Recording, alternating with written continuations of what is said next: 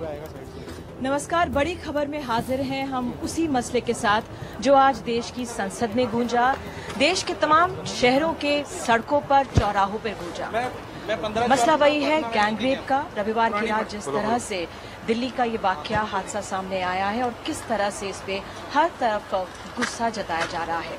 आज बड़ी खबर में हाजिर हैं JNU में, यहाँ के कुछ खास छात्र हमारे साथ हैं, साथ ही पैनलिस्ट भी हमारे साथ मौजूद हैं और उनके जरिए समझने की कोशिश करेंगे कि जिस तरह से संसद में ये मामला गूंजा, वाकई इसका असर होगा, जो दोषी हैं उनको सजा मिले। एक और मसला जो आज सामने आया, जब से ये पूरा हादसा सामने आया, किस तरह से जब लड़का लड़की की पिटाई हुई, उनके साथ बर्बरतापूर्वक व्यवहार हुआ, उसके बाद उनको बस से बाहर फेंक दिया गया था। वे काफी देर तक सड़क पर पड़े रहे। जब पुलिस की PCR वैन आई, तभी जाके 3 पुलिस कर्मियों ने उन बच्चों पर, जो लड़का लड़की हैं, उन पर वस्त्र चढ़ाए। वो निर्वस्त्र थे। 50 लोग तमाशबीन बने थे, खड़े रहे थे। उन्होंने उन बच्चों की, उन लड़का लड़की की मदद नहीं की थी।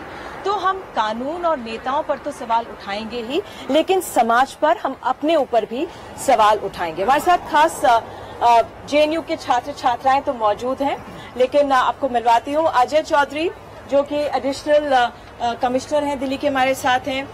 पारिक साहब यहाँ पर साइकोलॉजिस्ट मौजूद हैं। आरती मेहरा, पूर्व मेयर, यहाँ पर हमारे साथ है। साथ ही यहाँ पे Nirmala, national commission for women से मौजूद हैं। साथ ही कमलेश, सीनियर एडवोकेट हैं, यहाँ सुप्रीम कोर्ट के हमारे साथ, और रागिनी। ये एक बहुत ही इनफॉर्मल सा गैदरिंग है जो हम लोग यहाँ पर मौजूद हैं, और क्या सोच यहाँ पर निकल कर आ रही है वही समझने की कोशिश करें। पहले अजय चौधरी के पास चलेंगे। अजय जी, आज इस मामले में हुआ क्या? आपके कमिश्नर साहब ने एक प्रेस कॉन्फ्रेंस भी की है, क्या संदेश दिया है दिल्ली पुलिस ने आज? इस मामले में सबसे पहले तो इस घटना की जितनी भी निंदा की जाए, भर्त्सना की जाए, वो कम है। ये बहुत ही दर्दनाक घटना है और इस घटना ने हम सबको हिला दिया है, पूरे समाज को हिला दिया है। जहाँ तक दिल्ली पुलिस की बात है, दिल्ली पुलिस ने इसमें FIR करने के बाद मैं समझता हूँ 24 घंटे के अंदर अंदर 4 आरोपियों को गिरफ्तार कर लिया है। बाकी दो लोग हैं, बचे हुए हैं आरोपी, वो भागे हुए हैं।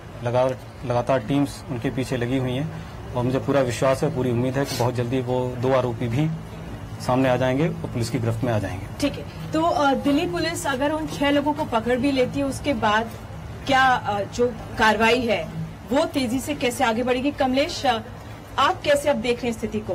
6 में से 4 को गिरफ्तार कर लिया गया है। अब जो कानून है, जिस तरह से संसद में भी आज ये पूरा मामला गूंजा, कानून किस तरह से आगे बढ़ेगा?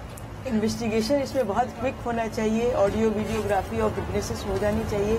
जो लड़का इसमें है वो बोलने की स्थिति में है, उसी ने सारे फैक्ट्स दिए हैं पुलिस को शायद, तो उसका बयान ऑडियो और वीडियोग्राफी से होना चाहिए। और उसके बाद जो भी लोग हैं, उनका जो भी एक्यूज पकड़े गए हैं, उनका बयान होना चाहिए और उसमें भी ऑडियो वीडियोग्राफी तुरंत यूज होनी चाहिए। लड़की की तो हालत बहुत गंभीर बनी हुई है। राहत की बात यह है कि वो कोमा से निकलकर बाहर आ गई है, लेकिन लड़का से बात हुई है पुलिस की?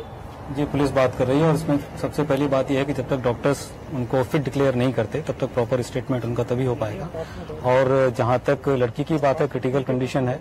मैं समझता हूं आपकी, हमारी, सब लोगों की दुआएं उसके साथ हैं। शी विल डेफिनेटली रिकवर और बहुत जल्द ठीक हो जाएगी और वो भी इस पूरे मामले पर विटनेस के तौर पर या जैसे भी इस केस को आगे बढ़ाने में, इन्वेस्टिगेशन में पूरी मदद उम्मीद करता हूँ करेगी। ठीक, निर्मला, आपके पास नेशनल कमीशन ऑफ वुमेन ने क्या किया?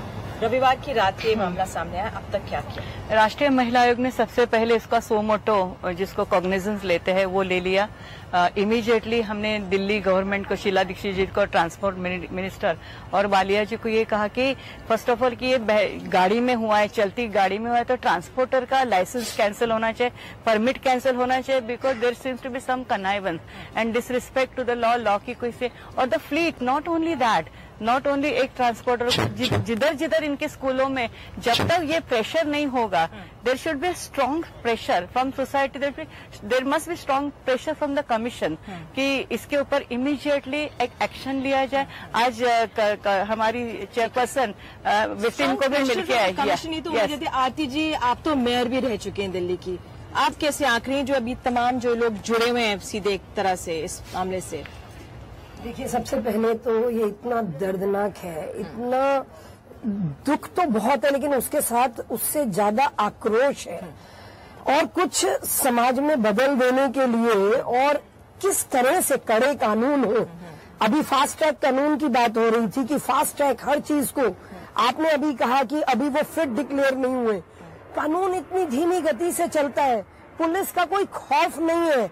2003 से पड़े हुए पेंडिंग केसेस वो सारे के सारे, आप धौला कुआं, बुद्धा जयंती वाले केसेस, सरकार इतनी इनसेंसिटिव है। आज पार्लियामेंट में दोनों सदनों में जोरदार तरीके से ये बात उठती है और बात उठ के रह जाती है। उसमें ये कहा जाता है कि फास्ट ट्रैक कानून इस विषयों के लिए बनाए जाएंगे, लेकिन आज क्यों बनाए जाएंगे? ये पहले क्यों नहीं बने? 2006, 2005, 2004 की लगातार घटनाएं चल रही है, क्यों नहीं बनते? ये एन मौके पे बात होती है, फिर रह जाते संवेदनशीलता है सरकार में।